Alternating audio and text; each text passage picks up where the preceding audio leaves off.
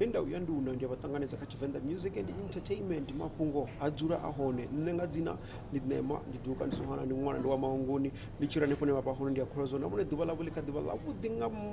maanḓa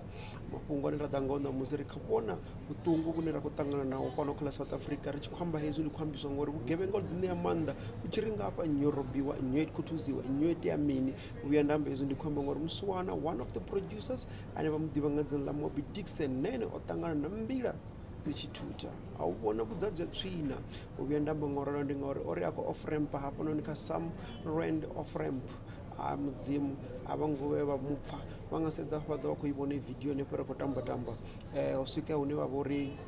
vho muroba kana u khuthuziwa kha zwithu zwine a khuthuziwa zwone zwine zwa khou bvisa vhuṱungu ndi zwa uri o vha no shuma albamu ntswa yawe ya khou tea uri i bve usi kale fhedzi o swika he a ṱuwa na hard drive ine ya vha uri i na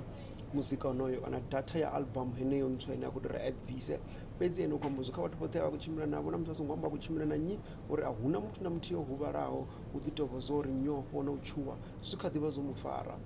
ene u ḓo ḓi shuma a tshisa phanḓa nne ndi duka ndi sohana ndi ṅwana ndi wa mahunguni ndi tshi ri nepone vha vhone kha vha ḓiṱhogomele vhathu a ri ḓiṱhogomele vhugevhenga ḓi ṋea maanḓa nne mara he ndi vha funa zwone.